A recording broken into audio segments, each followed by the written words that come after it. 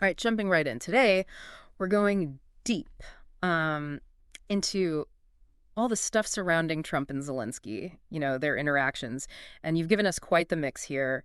Headlines, search terms, some are pretty straightforward, some, well, not so much. Yeah, looks like we've got someone who wants to get up to speed fast. But they're also into those little details, the things most folks might miss, like Trump-Zelensky meeting video that pops up a few times. Clearly, they're interested in those face-to-face moments. And then there's this outlier, Michael Caine. Now, that one really got me curious. Right. Michael Caine, it's like, what's the connection? Like some kind of clue in a political thriller. But before we go too far down that road, let's lay some groundwork. There's also CNN News, Fox News Live, even names like Bret Baier and Sean Penn.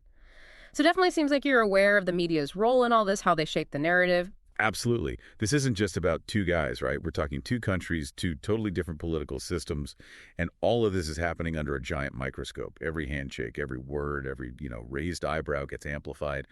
The media, they're the filter. And to really get what was going on, you got to understand those filters. Okay, so media is a big part of it. But before we go down that rabbit hole, let's back up a sec. You searched who is Zelensky, so maybe you're looking for some background on the Ukrainian president. Yeah, a lot of people were asking that, especially early on. I mean, Zelensky's background, comedian and actor, that's not your typical world leader, is it? And on top of that, no prior experience in politics. And he steps into this role with all these crazy pressures on Ukraine, both from inside and out. Talk about a baptism by fire. And speaking of pressure, we can't ignore the big one, Zelensky impeachment. So you're interested in how these two got tangled up in, well, one of the biggest political events we've seen lately. Right on. That first impeachment inquiry, all about whether Trump pushed Zelensky to investigate his rival, Joe Biden, and maybe even use U.S. military aid to Ukraine as leverage. It wasn't just about them. It was about the core of U.S. democracy, presidential power, how foreign policy gets made, the whole thing. High-stakes stuff, no doubt. So we've got this backdrop of intrigue, potential abuses of power, media going wild. But where do Trump and Zelensky actually interacting? Like, where does that fit in? White House, maybe Oval Office meetings, tons of speculation about what went down.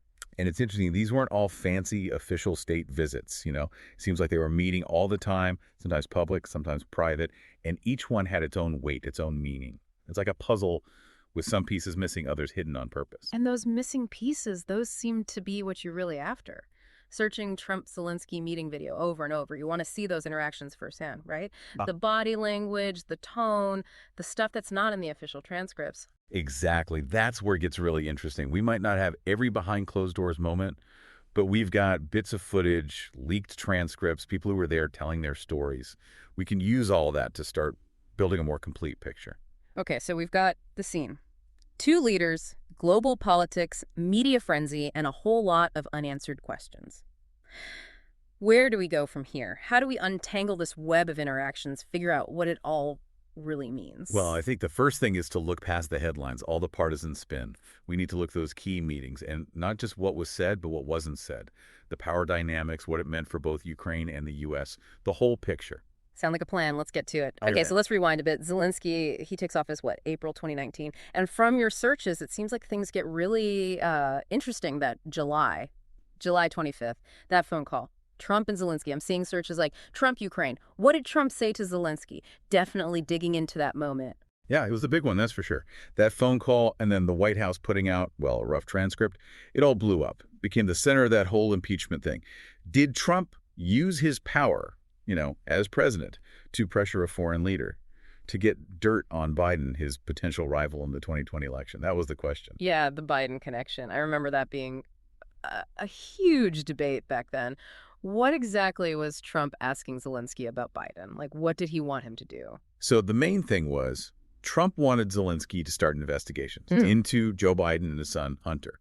Hunter Biden had business dealings in Ukraine, and Trump was pushing this idea that there was something shady going on.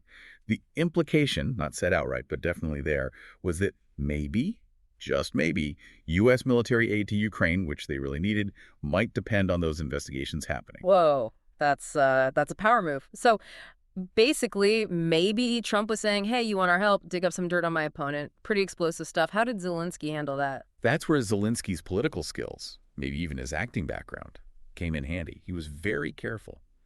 Publicly, he downplayed any pressure from Trump, said everything was cool between them, emphasized how important the U.S. and Ukraine's relationship was. Diplomatic, you know. But behind closed doors, who knows what was really going on, what he was thinking, how he was trying to keep Ukraine safe and deal with this crazy situation. Like walking a tightrope, right? Right. And speaking of behind closed doors, I keep coming back to these Trump-Zelensky meeting video searches. Did any footage of their actual, like, private talks ever come out? Well, we have some footage of them together, press conferences, quick greetings, that kind of thing, but nothing from their private meetings. So we're stuck with transcripts, what people who were there have said, and a lot of different interpretations, often contradicting each other. It's like a puzzle, but you have to read between the lines, figure out the story from just scraps of information. Which is where the media comes in, right? You've got searches for all sorts of outlets. CNN, Fox News, The Guardian, even specific journalists, Brett Baier, Jim Acosta. Did you find big differences in how they covered this? Oh, yeah, for sure. It was like night and day. Total split down party lines reflected just how divided the U.S. was politically back then. CNN, for example, they really went after Trump, focused on the possible abuse of power, the quid pro quo idea, painted Zelensky as the victim of Trump's pressure. And I'm guessing Fox News had a different take. Totally different. They often downplayed the whole thing, sometimes even defended Trump, said he was being tough on corruption, fighting against a deep state conspiracy, that kind of thing. They pointed to Zelensky saying publicly that there was no pressure and focused on how important it was for the U.S. to support Ukraine. Two totally different stories, each one aimed at a certain audience, reinforcing what they already believed. Makes you wonder, how much did people's understanding of this whole thing get shaped by, where they were getting their news? Exactly. Media framing, how it influences what people think, that's key here. Did people get the full picture or just a version that fit their existing biases? And with searches like Trump-Zelensky shouting, reaction to Trump-Zelensky meeting, it seems like you're interested in how the public, how regular people reacted to these interactions. Was there outrage, been confusion, something else entirely? It was all over the place, really. Mirrored how divided the U.S. was, and the world for that matter. Some people were really disturbed by what Trump was doing, saw it as like betraying Ukraine, a dangerous sign for U.S. foreign policy. Others, they saw it as nothing, just a political attack, nothing to see here. So you've got all this going on, but what about Russia?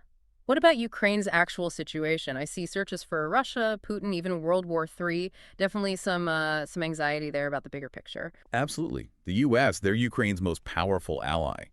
And any sign that that relationship is shaky that could embolden Russia, put Ukraine at risk, what Trump did, whether he meant to or not, it created uncertainty. Made people question whether the U.S. would actually stand by its allies. So it's not just these two guys. It's personal relationships, political games, media spin, and, oh yeah, a whole international crisis going on. In your research, did any other, key players come up, people who had a big influence on how this all played out? Yeah, there were a few. On the U.S. side, there was Rudy Giuliani, Trump's personal lawyer. He was really pushing for those Biden investigations, working outside the normal diplomatic channels. Then there was Mike Pence, the vice president at the time. He met with Zelensky, too, but it's less clear what his role was in all this. And, of course, a ton of diplomats and officials on both sides trying to manage this whole, increasingly messy situation. And on the Ukrainian side, anyone besides Zelensky himself really stand out? Andriy Yermak. He was Zelensky's chief of staff. Became a really important figure, basically the main point of contact with the Trump administration. He had this tough job navigating the political minefields in both countries, trying to get U.S. support, which Ukraine desperately needed, while also keeping Zelensky from getting too caught up in U.S. politics. So it wasn't just a two-man show, a whole bunch of characters, each with their own goals, their own motives, all pushing and pulling on this already fragile relationship. How did their actions, individually, how did they feed into the overall story of Trump and Zelensky? It's like it's a super complicated chess game, right? One player makes a move, it affects everyone else. It's this tangled web of actions and reactions. If you want to understand the big picture, you have to understand why each person did what they did. Makes sense. And with that impeachment inquiry looming, were there any specific events, any revelations in your research that really felt like turning points, like things shifted after that? That whistleblower complaint. September 2019. That was huge. It claimed that Trump was trying to get foreign help to win the 2020 election and that people in the White House were trying to cover it up. It was based on firsthand accounts from people inside the administration. Really blew the whole thing open. Gave the impeachment inquiry a ton of momentum.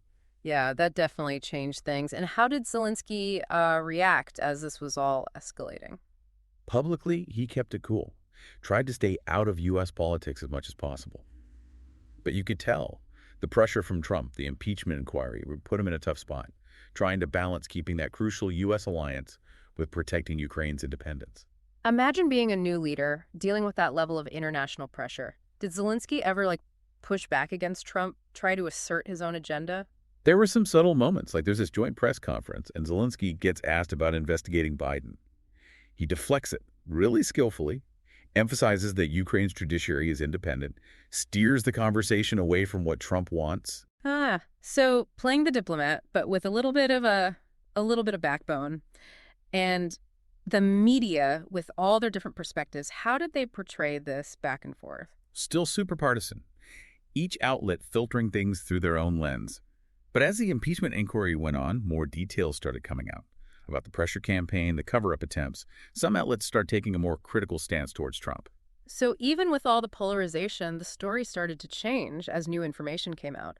What about public opinion? How were people reacting to all of this in real time? Public opinion, just as divided as everything else, mirrored the partisan split in the media. Social media, it became a battleground for competing narratives. Some people were saying Trump was abusing his power. Others were saying it was all a witch hunt. Sounds about right for social media. Did any specific people or groups emerge as really influential in shaping how the public saw things? You mentioned searches for Sean Penn and Bill Maher. Sean Penn, the actor, he was very vocal, criticized Trump a lot, said he was putting Ukraine at risk for his own personal gain. Bill Maher, the comedian, he was more nuanced, questioned what Trump was doing, but also questioned how effective the impeachment process was. So a mix of celebrity voices adding to the noise. What about regular people? Did you find anything about how they were reacting? Polling data from back then, it shows a super polarized public. How people felt about Trump and Zelensky, it really depended on their political party. It seemed like people were just, interpreting things through their own beliefs, not really engaging with the details. It's like even with factual events, how we see things is so subjective, influenced by all these outside factors. It's almost like we all live in our own little curated realities. Yeah, it's true. And that brings up something really interesting. We've been talking about the politics, the diplomacy, all that. But there's another layer here, the power of image, of how things are perceived. Oh, right. Those searches, Michael Caine, Zelensky height, the ones that seem so random at first, what's the connection? Maybe those searches, as strange as they seem, actually show a deeper understanding of who Zelensky is, how he handled those intense encounters with Trump. Okay, I'm listening. Explain this connection to me. Michael Caine. Think about him. He's got that presence, that voice. He often plays characters who are, strong, in control, even when things are tough. Maybe subconsciously you're making a link between him and Zelensky. Zelensky, despite being a comedian, he showed real resilience, real strength on the world stage. So it's a comparison based on strength of character. But what about Zelensky height? How does that fit in? Height. We often connect it with power, with being dominant. Trump, he's a tall guy and he definitely uses that, his size to be intimidating. Zelensky, he's not as tall. But in their meetings, he never seemed weak or scared. So you're saying the search for Zelensky height might be about a fascination with how Zelensky, even though he was shorter, could stand up to Trump, project confidence, even push back a little bit. Exactly. It's about more than just height. It's about the optics, how power dynamics are shown visually. Maybe those searches were hinting at how Zelensky, despite being physically smaller, still managed to hold his own, be seen as a leader. That's really insightful. It shows that sometimes the most revealing details are the ones we don't expect. It's a reminder that how humans interact is complicated. There are all these layers, all these things influencing us that we don't even realize. And when you're dealing with people like Trump and Zelensky on a global stage with so much at stake, every little thing matters. Every word, every gesture, even something as seemingly small as height. Okay, so we've been talking about Zelensky's image. These searches for Michael Caine and Zelensky height, they seemed so out of place at first. But now I'm starting to see how they connect to those power dynamics. Yeah, it's fascinating, isn't it? Those searches, they might seem random, but maybe they're pointing to something deeper. Like you're trying to understand Zelensky not just as a politician, but as a person. Right. We've talked about the politics, the pressure, all of that. But who is this guy who can stand up to Trump, who can lead a country through a war? Exactly. And maybe, subconsciously, you're looking for those points of reference, those familiar figures who embody certain qualities, like Michael Caine, with that cool confidence, that air of authority. I see what you mean. It's like, yeah, maybe I was subconsciously drawing a parallel. Kane, he's always playing those characters who are, strong, in control, even under pressure. And Zelensky, he kind of projects that same energy, right? Even though he came from a comedy background, he could command a room. Exactly. He might not have had the political experience, but he had that presence, that ability to connect with people. And that brings us to Zelensky height. It's not just about how tall he is, it's about how that relates to power. Okay, explain that one to me, because honestly, I was just curious, like, how does he measure up to Trump, literally? Well, height is often linked to dominance. Yeah. Right. Especially in Western cultures. Yeah. Trump, he's a tall guy. He uses that, stands tall, uses his size to try and intimidate people. But Zelensky, even though he's not as tall, he never seemed intimidated by Trump, never seemed to back down. You're saying those Zelensky height searches, maybe they were about more than just curiosity. Maybe it was about trying to figure out how Zelensky could hold his own against someone like Trump, who's literally and figuratively trying to loom over him. Right. It's about how those subtle things like height play into the whole power dynamic. And Zelensky, he found a way to project strength, confidence, even when standing next to someone who's physically larger. It's about more than just physical size. It's about that inner strength, that presence. That's really interesting. It's like all these little details, even the ones we don't think about consciously, they can tell us a lot about how power works or people perceive each other. Absolutely. And it's a reminder that these interactions, especially on the world stage, they're incredibly complex. There's so much going on beneath the surface. We've covered a lot of ground today. Started with some headlines and search terms and ended up talking about, the psychology of power dynamics. It's been fascinating. But before we wrap up, we need to talk about what it all means. Because this story, it didn't end with Trump. We saw those searches for Russia, Putin, Russia-Ukraine war. Yeah, those searches are a reminder that this whole Trump-Zelensky saga, it had real-world consequences. It left its mark on U.S.-Ukraine relations. The pressure, the impeachment, it created this sense of unease, a crack in the trust between the two countries. And then, of course, the war. Everything changed. It's like those debates about quid pro quos, military aid. They suddenly became, life or death issues. Exactly. The stakes were raised exponentially. And while the U.S. has been a huge supporter of Ukraine during the war, you have to wonder, did those earlier events, the damage to the relationship, did that play a role in Putin's decision to invade? That's a question we might never know the answer to for sure. But I think looking back at everything we've discussed today, the big takeaway is this. The relationship between Trump and Zelensky, it wasn't just some political drama. It had real, lasting consequences. It shifted the balance of power, exposed vulnerabilities, and ultimately, it continues to shape the world we live in today. And just like those seemingly random searches led us to some deeper insights, I think there's still so much to uncover, to understand about this whole saga. Well said. And on that note, we'll leave you with this. How will the Trump-Zelensky era, with all its twists and turns, how will it shape the future of U.S.-Ukraine relations? And how will it shape global security in the years to come? It's a question worth pondering. Because history, it has a way of repeating itself if we don't learn from it. Today is your lucky day. Today is the day that our $3 website works for you, paying you directly to your PayPal daily. Imagine $3 ongoing continuous payments to your PayPal account. Imagine falling asleep and waking up to $300 in your PayPal account. How would this make you feel? How could this help you? What bills could you pay? What kind of fun could you have? What does that retirement look like now? All for a one-time payment of $3. This website is DFY done for you, fully built and completely hosted, and never stops collecting payments for you. You have spent $3 on coffee on a regular, but that coffee won't help you create multiple streams of income. Click the link below.